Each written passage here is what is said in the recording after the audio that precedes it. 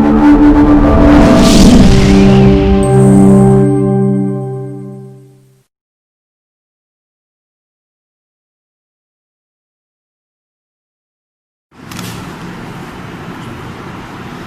वालेकुम क्लास, कैसे हैं आप लोग। आज हम चैप्टर नंबर 11 स्टार्ट करते हैं जिसका नाम है होम्योस्टैसिस। ठीक है, इस चैप्टर में जस्ट अब आज इंट्रोडक्शन ही करेंगे, जस्ट स्पेसिफिक इंपॉर्टेंट टर्म्स हैं जो सीखेंगे। तो चैप्टर का नाम है होम्योस्टैसिस। तो हम सबसे पहले देखेंगे होम्योस्टैसिस होता क्या है। होम्यो मीन सेम, ठीक है, होम्यो मीन सेम, दो वर्ड से निकला है होम्योस्टैसिस। ठीक है, तो अब होम्योस्टैसिस में सेम कंडीशंस, तो हम देखते हैं कि होम्योस्टैसिस है क्या। हमारे ऑर्गेनिजम्स हैं, लिविंग ऑर्गेनिजम्स हैं, ह्यूमन बॉडी है, इनके अंदर डिफरेंट बॉडी कंडीशंस होती हैं। अब उन बॉडी कंडीशन को एक इक्विलिब्रियम पे रखना, एक खास लेवल पे रखना, उसे हम होम्योस्टैसिस कहेंगे। कैसे एग्जाम्पल दूंगी, लेकिन उससे पहले ये देखें कि हमारा जो इन्वायरमेंट है कॉन्स्टेंटली चेंज हो रहा होता है। कैसे चेंज है, सबसे पहले टेम्परेचर की बात कर लेते हैं। आजकल बहुत टेम्परेचर है, कुछ दिनों बाद कम हो जाएगा, फिर बहुत ज़्यादा सर्दी हो जाएगी, फिर नॉर्मल आ जाएगा। अब फ्लक्चुएट कर रहा है, हो सकता है एट टाइम इस वक्त जब टेम्परेचर 40 डिग्री है, हो सकता है बारिश हो जाए, एकदम से टेम्परेचर डाउन होके जो है वो 30 पे पहुंच जाए। ठीक है, अब फ्लक्चुएशन तो हो रही है ना। आप लोग, आपका टेम्परेचर जो है वो आपको बहुत गर्मी लग रही है और कुछ टाइम के बाद आपने एसी ऑन किया और आपके रूम टेम्परेचर जो है वो 20 डिग्री पे पहुंच गया, 25 डिग्री पे पहुंच गया। इसका मतलब है कि आप जिस एनवायरनमेंट में आप बैठे हुए हैं उसका टेम्परेचर जो है वो 25 डिग्री है, यहाँ आपको अच्छी खासी ठंड लग रही है। इसका मतलब ये है कि टेम्परेचर जो है वो इन्वायरमेंट का कॉन्स्टेंटली चेंज हो रहा होता है। तो क्या आपकी बॉडी कुछ करती है? तो सोचने वाली बात यह है, करती है। हमारी बॉडी तो वैसे ही बहुत बड़ी अच्छी मैनेजर है, चीज़ों को मैनेज करने वाली है। तो हमारी बॉडी टेम्परेचर को कांस्टेंट रखने में, हम क्योंकि वार्म ब्लडेड हैं, आपको ये लफ्ज़ पहले सुना हुआ होगा, वार्म ब्लडेड वो जानदार होते हैं जो अपना जो कंडीशंस हैं, अपना बॉडी टेम्परेचर है वो इन्वायरमेंट के मुताबिक बार बार चेंज नहीं करते, बल्कि एक ख़ास लेवल पर ही रखते हैं। हमारी बॉडी टेम्परेचर जो है, अगर हम बात करें लिविंग ऑर्गेनिजम्स की, खास करके ह्यूमन बॉडी, मैमल्स की, तो इन सब का बॉडी टेम्परेचर जो है वो 37 डिग्री होता है। 37 सेल्सियस डिग्री मीन 98.6 फ़ारेनहाइट। ठीक है, अब ये टेम्परेचर हमारी बॉडी का हमेशा रहता है और आपको पता है ये ऑप्टिमम टेम्परेचर है। 9th क्लास में आपने पढ़ा था कि ऑप्टिमम टेम्परेचर जो है वो एंजाइम के लिए बहुत ज़रूरी होता है। हमारी बॉडी में हर फंक्शन एंजाइम की हेल्प से हो रहा है। अगर टेम्परेचर जो है वो 37 डिग्री रहेगा तो एंजाइम अपना बेहतरीन काम कर पाएंगे। अगर ऐसा नहीं होगा तो वो अपना बेहतरीन काम नहीं कर पाएंगे। ठीक हो गया, तो अपना काम नहीं कर पाएंगे तो वो मर जाएंगे, डिग्रेड हो जाएंगे, डीनेचुरेशन हो जाएगी उनकी, जिस वजह से क्या होगा कि हम बीमार हो जाएंगे या कोई बॉडी को कोई स्ट्रेस या कोई बहुत सीरियस किस्म की प्रॉब्लम हो जाएगी। ठीक है, तो इसका मतलब है कि हमारी जो बॉडी है हमारे टेम्परेचर को रखती है। क्योंकि इसकी जितना समझाऊंगी बात लंबी हो जाएगी। अगर इस वक्त गर्मी है तो मुझे गर्मी लग रही है तो मेरे स्वेटनिंग हो रही है। ठीक है, अब स्वेटनिंग क्यों हो रही है? क्योंकि टेम्परेचर ज़्यादा है। मेरी बॉडी का 37 डिग्री रहना है, बाहर टेम्परेचर ज़्यादा है, अंदर जो है वो कम है। अब अंदर बाहर का टेम्परेचर मेरे अंदर आने की कोशिश कर रहा है। ठीक है, अब वो अंदर आता है तो टेम्परेचर 37 से ज़्यादा हो सकता है, लेकिन बॉडी क्या करती है, ब्रेन को पैगाम देती है कि तेज़ी से स्वेट ग्लैंड को एक्टिवेट कर दो। स्वेट ग्लैंड क्या करते हैं, उस हीट को खींच कर स्किन के पास ले जाते हैं और स्किन के जरिए वेपर, वाटर वेपर बनाकर स्किन से बाहर रिमूव करते हैं। वो स्किन के बाहर हीट वेपर आते हैं, वो गैस सी होती है, यानी वेपर्स की फॉर्म में होती है, जो बाहर आती है टेम्परेचर डिफरेंस की वजह से वो स्किन के ऊपर ड्रॉपलेट बन जाते हैं, कतरे बन जाते हैं ना पानी के। अब वो पसीना कहलाता है, स्वेट। ठीक हो गया, अब उससे हमारी बॉडी कूल हो जाती है।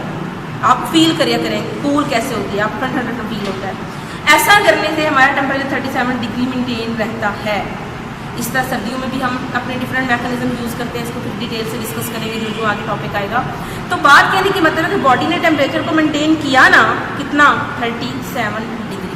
ठीक हो गया, तो अब ये कंडीशन, इसी तरह हमारी बॉडी के अंदर जो ग्लूकोज का लेवल होता है ब्लड के अंदर, वो क्या होता है, वो लेवल जो है वो 1 ग्राम 1 लीटर। अगर 1 लीटर ब्लड है तो उसके अंदर ग्लूकोज 1 ग्राम होना चाहिए।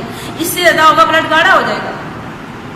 अगर 5 लीटर ब्लड है तो 5 लीटर में 5 ग्राम साल्ट यानी ग्लूकोज होना चाहिए। इससे ज़्यादा हुआ तो ब्लड गाढ़ा हो जाएगा। लेकिन होता है, हम खाना खाते रहते हैं, हर टाइम कुछ ना कुछ खा रहे होते हैं। अब ग्लूकोज बढ़ता जा रहा है हमारे ब्लड के अंदर, लेकिन हमारी बॉडी उस एक्स्ट्रा ग्लूकोज को खींचती है, उठाती है और जाके डिफरेंट ऑर्गन में डिपॉजिट कर देती है।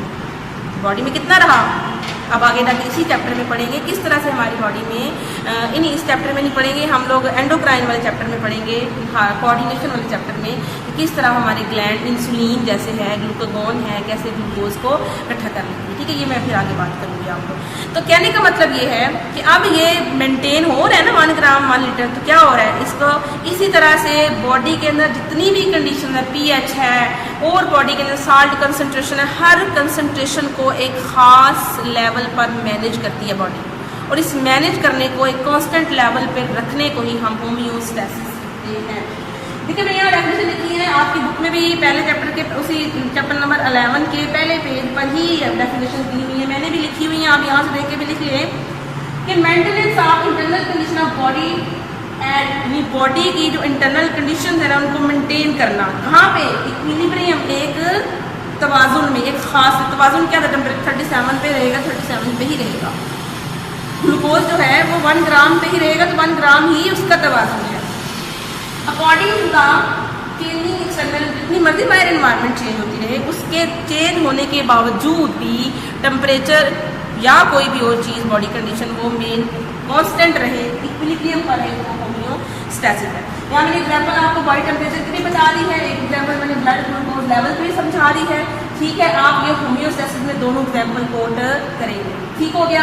अब अगली जो टर्म है हमारे पास ऑस्मो रेगुलेशन, वो मैंने समझा दिया है। अगर हमारी बॉडी सॉल्ट और वाटर, देखिए अगर हम पानी ज़्यादा पीते हैं तो हमें यूरिन ज़्यादा प्रोड्यूस होता है। ठीक है, आप ज़्यादा पानी पी रहे हैं तो यूरिन ज़्यादा प्रोड्यूस होगा, बार बार वॉशरूम जा रहे हैं आप, तो अब यूरिनेशन हो रही है क्योंकि एक्स्ट्रा पानी बॉडी को नहीं रखना। और अगर हम पानी नहीं पी रहे, ठीक है, उस दिन हमारा यूरिन नहीं प्रोड्यूस हो रहा। क्यों नहीं हो रहा? क्योंकि बॉडी को पानी चाहिए ना, कि पानी बिल्कुल बॉडी में नहीं है, ये नहीं खत्म हो गया। लेकिन अगर नहीं है तो बॉडी सेव कर लेती है ताकि ये ना हो बिल्कुल बॉडी फेंट हो जाए। ठीक है, तो बॉडी पानी को भी मेंटेन करती है, सॉल्ट को भी मेंटेन करती है। तो वाटर और सॉल्ट को जब अपनी बॉडी मेंटेन कर रही होती है तो इस कंडीशन को हम कहते हैं ऑस्मो रेगुलेशन। ठीक है, इसी टॉपिक में ऑस्मो रेगुलेशन को इसी चैप्टर में डिटेल के साथ पढ़ेंगे। थर्मो रेगुलेशन मैंने आपको समझा दिए सारी एग्जाम्पल देके, जब बॉडी टेम्परेचर को मेंटेन, देखें होम्योस्टैसिस की बात हो रही है ना, आगे ये इसकी आगे टाइप्स हैं। होम्योस्टैसिस की एक टाइप है ऑस्मो रेगुलेशन, एक टाइप है थर्मो रेगुलेशन, एक टाइप है एक्सक्रीशन। यानी ये बॉडी अगर ऑस्मो रेगुलेशन करे तो है होम्योस्टैसिस, अगर बॉडी थर्मो रेगुलेशन करे तो है होम्योस्टैसिस। लेकिन अगर स्पेसिफिकली अगर सबकी बात कर रही हूँ तो कलेक्टिवली होम्योस्टैसिस है। लेकिन अगर सिर्फ वाटर और सॉल्ट की बात कर रही हूँ तो वो क्या है? Osmo regulation. अगर सिर्फ टेम्परेचर की बात कर रही हूँ तो वो थर्मो रेगुलेशन।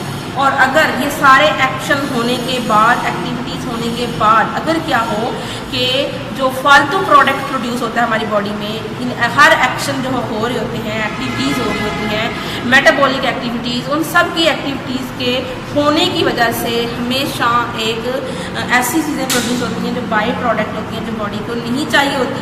उनको हमने लफ्ज़ बोला होता है मेटाबॉलिक वेस्ट, फालतू। देखिए आप घर में जो हर वो चीज़ जो आपको नहीं चाहिए बास्केट में डाल दी जाती है, वो आपका कूड़ा करकट है, आपका गार्बेज है, उसको बाहर ही फेंकना है। तो आपकी बॉडी में भी कुछ वेस्ट जमा होता जाएगा, उसको आपकी बॉडी ने बाहर रिलीज़ करना ही करना है। अब उसको बॉडी ने बाहर रिलीज़ करना है, उस वेस्ट मेटाबॉलिक को जो बाहर रिमूव कर रही है ना बॉडी, क्यों रिमूव कर रही है? क्योंकि होम्योस्टैसिस कर रही है ना, बॉडी की कंडीशन को मेंटेन रखना। अगर आप रिमूव नहीं करेंगे यूरिया, यूरिक एसिड, तो बॉडी में इकट्ठा हो जाएगा, आप बीमार हो जाएंगे। तो नहीं रखना आपको।